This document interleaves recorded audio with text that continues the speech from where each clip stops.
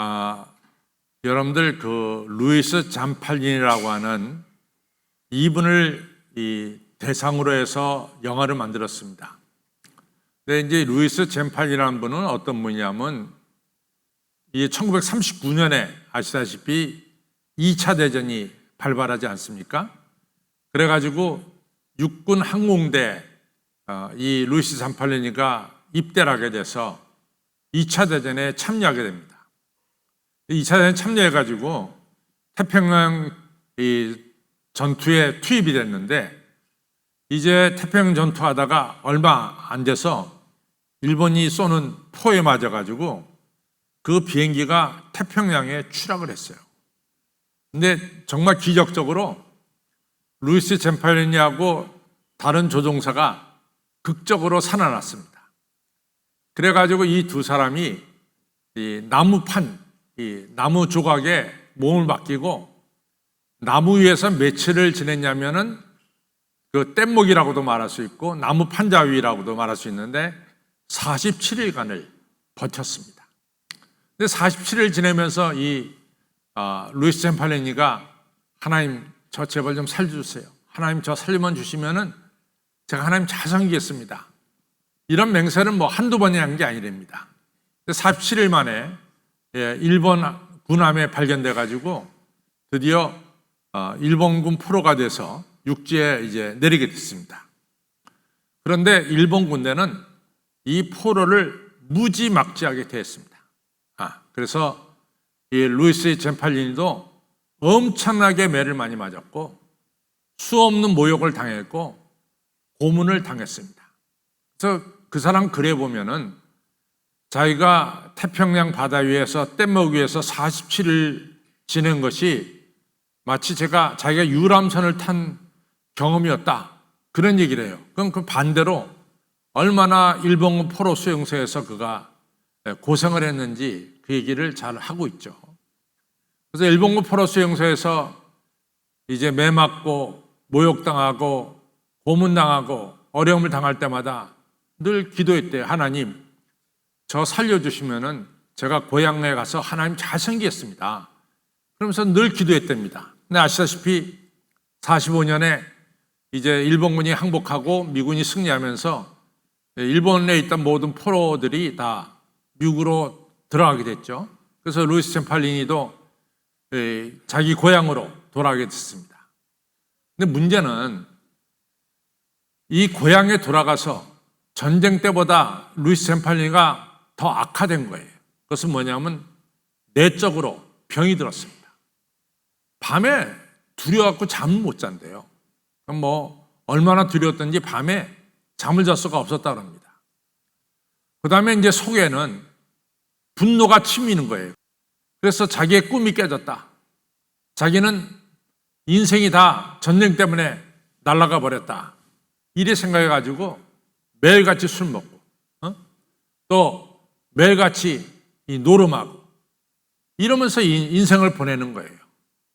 그리고 너무 두려우니까 또 원망스러우니까 그걸 갖다가 없애려고 밤새 술 먹고 밤새 노름하고 어차피 결혼했는데 결혼해서 아내 때리고 때로는 아내를 죽이려고까지 하고 이 정도로 이 루이스 잠팔린이가 바닥으로 처진 겁니다. 그런데 그의 아내가 하루는 이제 빌리 그레이엄 목사님이 우리 마을에 전도 집회를 하니까 같이 빌리 그레이엄 전도대회에 가자. 그랬고 남편과 함께 루이스 잠팔린이와 함께 이 빌리 그레이엄 목사님 전도 집회에 간 거죠. 근데 우리가 잘 알다시피 빌리 그레이엄 목사님은 설교가 끝난 뒤에 오늘 잃어버린 양을 찾으러 왔습니다. 누구든지 오늘 예수님께 나오고자 하는 분들은 앞으로 나오십시오. 이렇게 초대하잖아요. 근데 이제 초대 시간이 됐어요. 루이스 잠팔린은 아주 조용히 집으로 돌아가려고 그랬어요. 근데 그 사람 말이 이상하게도 자기 발걸음이 이 강대상 앞으로 나가게 하더라 그 말이죠. 그러면서 귀에 아주 분명하게 들리는 소리는 내가 태평양 바다 위에 47일 동안 떠 있을 때 하나님 저 살려주시면 하나님 잘 믿겠습니다. 또 일본 군대 포로 수용소에 있을 때 제가 3년 동안 하나님 저 살려주시면 고향 가서 하나님 잘 섬기겠습니다. 이게 자기가 한 얘기가 계속해서 자기 귀에 울리더라 그 말이죠. 그때 이제 자기가 그렇게 살려달라고 해서 하나님이 살려주셨는데 자기가 엉터리 정말 망나니 생활한 것에 대해서 깨닫고 회개하고 지금까지 자기가 살아온 삶 속에 하나님의 은혜가 한 번도 임한 적이 없는데 내가 그 은혜를 잊어버리고 살았다 이러면서 회개했어요. 그리고 이제 예수 그리스도를 중심에 모시게 되었고 그러면서 고백을 세 가지 합니다. 첫째는 지금까지 하나님 은혜 가운데 제가 살았습니다. 앞으로는 제가 예수님의 제자가 돼서 예수님을 따르겠습니다. 세 번째는 제가 지금까지 살면서 받은 바 은혜가 너무 많은데 그 은혜를 증거하며 살겠습니다. 이러면서 그가 고백했고 그가 2014년에 세상을 떠났어요. 그래서 97년을 그가 살다가 하나님 나라로 자리를 옮겼습니다. 이분이 집회 끝나고 집에 돌아와서 술병들 모조리 다 치웠어요. 그 다음에 모든 잡지들, 잘못된 잡지들 다 버렸어요. 그리고 노름 싹 끊었어요. 그날부터 이분이 열심으로 예수님을 따르기 시작했고 앞으로는 나는 예수님의 제자로 산다 이렇게 결단을 하고 살았습니다. 사실은 이제 저도 이 크리스찬이라는 말이 굉장히 저에게 익숙해요. 우리는 누구냐? 우리는 크리스찬이다. 이런 크리스찬이란 말이 굉장히 익숙한데 저한테도. 근데 성경을 보니까요. 성경에 크리스찬이라는 단어는 3번밖에 안 나와요. 3번. 그러면은 뭐가 많이 나오느냐? 제자란 말이 269번이 나옵니다. 그러니까 엄격하게 말하면은 나는 크리스찬이다 이렇게 말하는 것보다는 나는 예수님의 제자다 이렇게 말하는 게 더 성경적입니다. 왜냐하면 크리스찬은 3분밖에 안 나오고 제자란 말이 무려 269번이나 나옵니다. 오늘 우리가 읽은 본문에서도 너희는 모든 족속으로 크리스찬을 삼아 아버지 아들과 성령의 이름으로 세례를 주라 그러지 않았어요. 뭐라고 했습니까? 너희는 모든 족속으로 제자를 삼아 아버지 아들과 성령의 이름으로 세례를 주라 이렇게 말씀했습니다. 그런 면에서는 예수님이 여러분과 저를 크리스찬으로 부른 것이 아니라 뭘로 불렀어요? 제자로 불렀다라는 것을 우리가 알 수 있습니다. 그래서 오늘은 제자는 뭐냐? 제자의 삶이란 뭐냐? 이걸 좀 살펴보려고 합니다. 우리가 성경을 보면은 우리가 잘 알 수 있습니다. 성경을 보면은 하나님의 백성이 되는 데 있어서 뭔가 조건이 있어요. 구약이냐 또 신약의 바리새인이나 서기관들에게 있어서 저 사람이 하나님의 백성이다 라고 말할 때는 거기 조건이 있습니다. 근데 대개 3가지 조건을 드는데 하나는 뭐냐면 할례를 받아야 돼요. 할례 안 받으면 그리스도 밖의 사람으로 여깁니다. 하나님 밖의 사람으로. 2번째는 뭐냐? 안식일을 지켜야 돼요. 안식일을. 3번째 뭐냐? 음식을 가려 먹어야 됩니다. 피 있는 음식이나 아무 음식 먹으면 안 되는 거예요. 그래서 여러 가지가 있겠지만은 그 중에서도 이 3가지 할례와 안식일과 음식 가려 먹는 것은 아주 하나님의 백성이 되는 데 있어서 중요한 조건 중에 하나였어요. 그래서 이것을 이제 좀 우리가 눈으로 보게끔 그림으로 그려보면은 할례를 갖다 맨 위에다가 점을 딱 찍고 할례, 또 이쪽에는 안식일을 점을 찍고 또 이쪽에는 음식을 가려 먹는 것을 점을 찍으면은 할례, 안식일, 안식일에서 음식, 음식에서 할례, 삼각형이 이루어져요. 그러면 하나님 백성 뭐냐? 이 삼각형 안에 들어가 있는 사람은 하나님 백성이에요. 우리가 성경에 나오는 구도를 말씀을 갖다가 제가 우리가 쉽게 이해할 수 있도록 제가 삼각형이란 구도를 만들었어요. 이 안에 들어가면은 하나님의 백성이에요. 그러나 이 밖에 있으면은 하나님의 백성으로 여기지 않았단 말이죠. 그러니까 어떻게 보면 요즘 우리가 쉽게 이해하면은 뭔가 이 세 가지는 할례, 안식일, 음식을 가려 먹는 것, 이 세 가지는 커트라인을 볼 수 있어요. 커트라인. 그래서 우리가 뭐 예를 들어서 A라는 대학에 들어가려면은 적어도 수능 시험이 580점 이상이 돼야 된다라고 말씀한 대로 내가 적어도 하나님 백성이 되려면 이 세 가지 꼭지점 안에 들어가야 된다. 할례, 안식일, 음식 가려 먹는 거 들어가야 된다. 이것을 우리가 아주 구약 성경과 신약 성경에서 아주 분명하게 우리가 밝혀낼 수가 있습니다. 그러면은 바리새인들, 서기관들, 종교 지도자들 다 들어갔어요. 이 사람들은 이 세 가지에 걸리지 않아요. 다 어렸을 때 할례 받았죠? 안식일 잘 지키죠? 음식 가려 먹습니다. 이런 사람들이 하나님의 백성들이에요. 그런데 이 사람들이 이 하나님의 백성이 되고 이 삼각형 안에 들어선 다음에는 그 다음에는 이 사람들이 뭘 하느냐? 선 밖에 있는 사람들을 갖다가 지적하고 정죄하는 거예요. 그래서 예수님의 제자들이 안식일 날 미리삭을 막 까면서 가니까 저 사람들은 안식일 날 일한다. 그렇게 얘기합니다.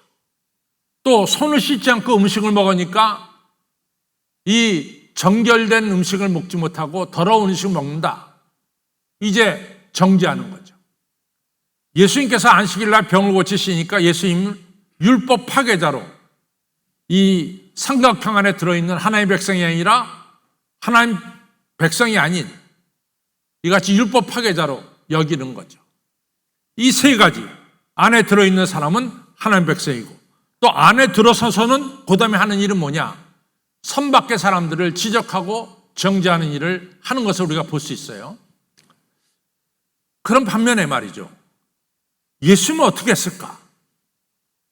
예수님께서 이같이 제자를 삼으신 사람들의 많은 부분이 이 삼각형 안에 들어가 있지는 못했어요.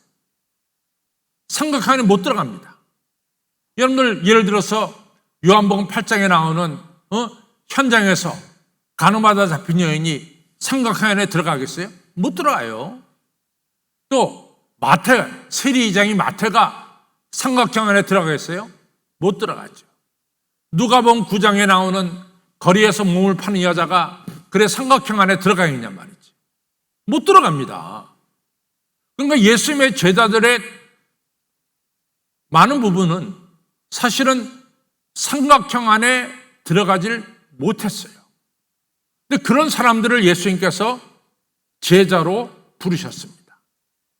그러니까 예수님의 제자인 사람들은 어떤 커트라인을 넘어서 예수님의 제자가 된 게 아니라 예수님이 너 나를 따라오라 그렇게 말씀할 때 그 말씀에 순종해서 따르면은 예수님의 제자가 된 거예요. 이것이 특징입니다. 하나님의 백성, 구약이나 신약에 나오는 바리새인이나 서기관들, 종교지도자들이 말하는 하나님의 백성은 어떤 커트라인을 넘어서야 돼요. 그런데 예수님은 제자로 삼는 데 있어서 어떤 커트라인도 없어요. 너 할례 받았느냐? 너 안식일 제대로 지키느냐? 너 음식 가려 먹느냐? 그런 거 절대로 묻지 않으세요. 단지 예수님은 너 나를 따라오라. 그럴 때 따르면 되는 거예요. 예를 들어서 요한복음 1장 12절에 보면 이제 안드레와 빌립이 나오는데 예수님께서 어린 양이라는 소식을 듣고 예수님을 따랐어요. 그 다음부터 안드레와 빌립은 예수님의 제자가 된 거예요. 누가복음 5장에 베드로와 요한과 야고보에게 예수님 말씀합니다. 너희들 나를 따라와라. 그럼 내가 너희를 사람을 낚는 어부가 되게 하리라. 그 말씀에 순종해서 그냥 예수님 따른 거예요. 이 삼각형에 들든 안 들든 관계없어요. 예수님 부르시면 따르면 되는 거예요. 그 제자가 된 거예요.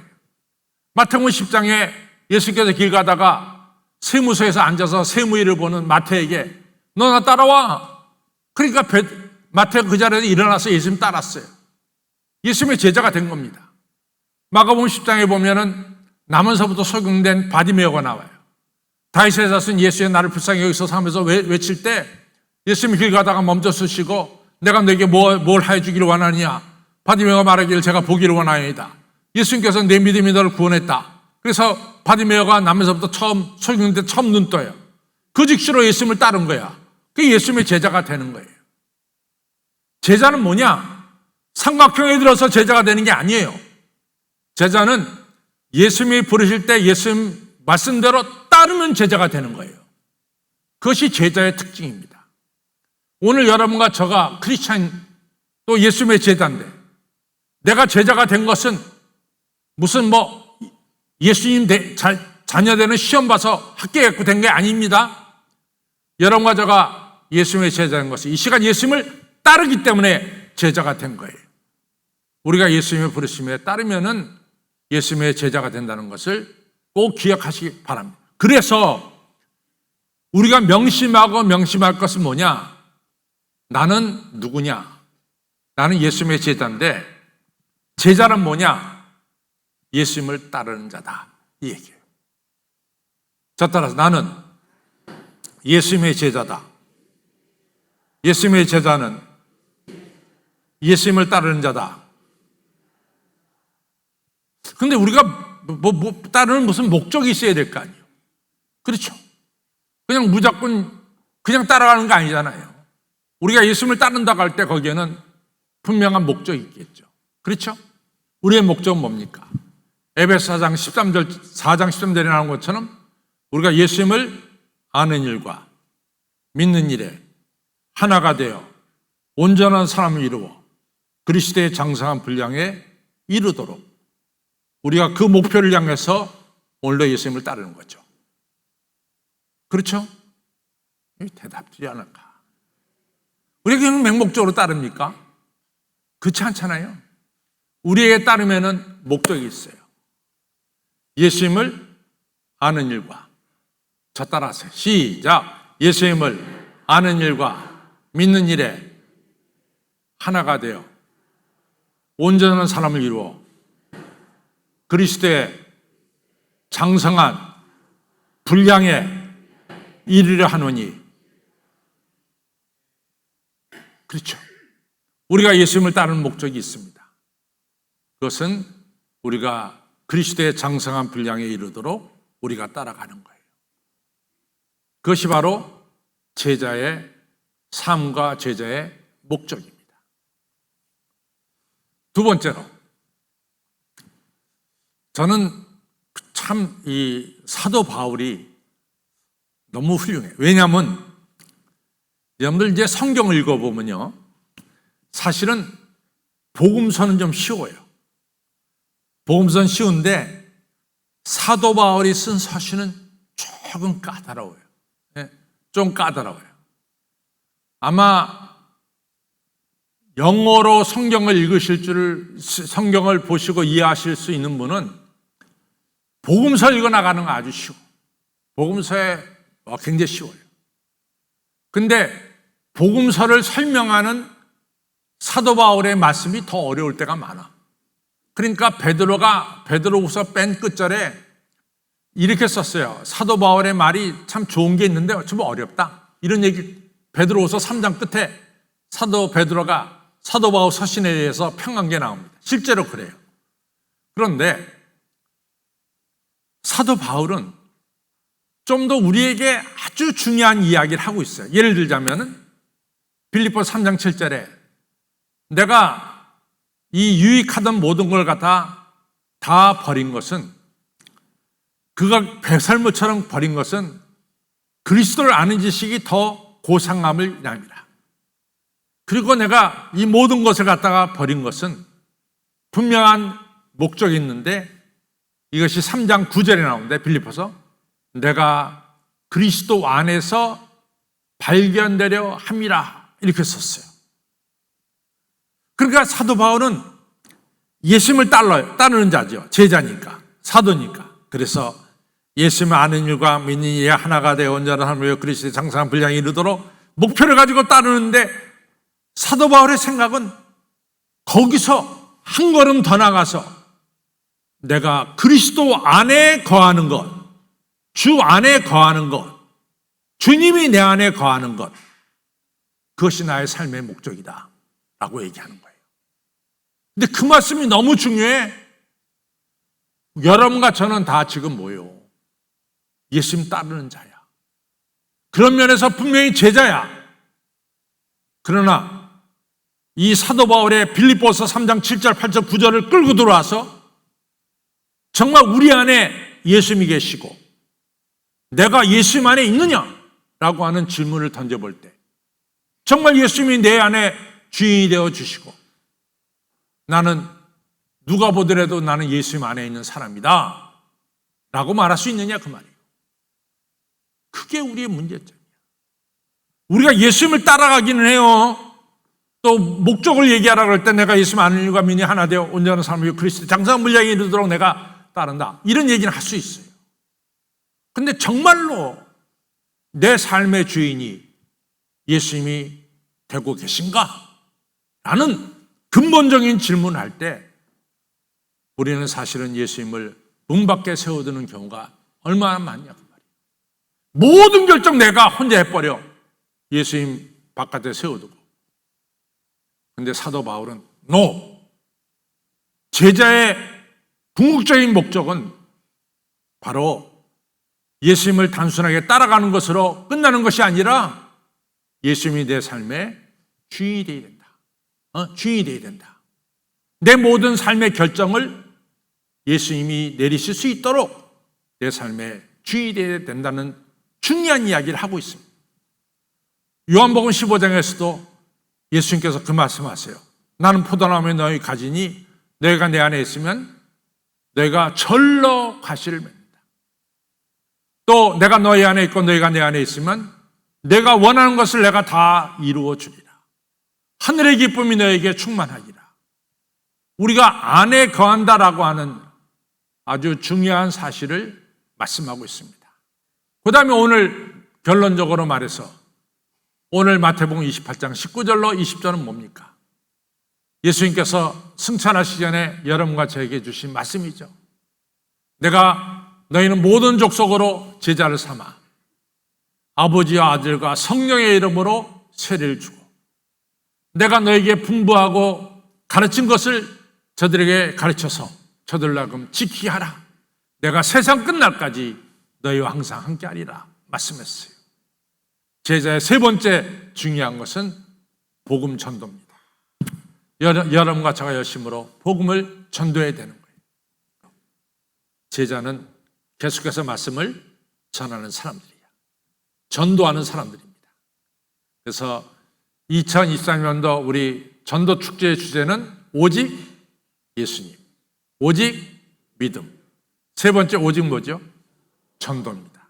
그래서 이번 가을 학기에는 꼭 태신자 한 명씩을 전해서 전도하시고 그리고 제자의 사명을 감당하는 여러분과 저가 되기를 바랍니다. 제자란 첫째 예수님을 따르는 것이고 둘째 뭐요? 예수님을 내 안에 모시는 것이고 세 번째 뭡니까? 예수님을 증거하는 것, 전도하는 것입니다. 이 세 가지가 꼭 여러분 머리에 새겨지기를 실천되기를 주님의 이름으로 축원합니다.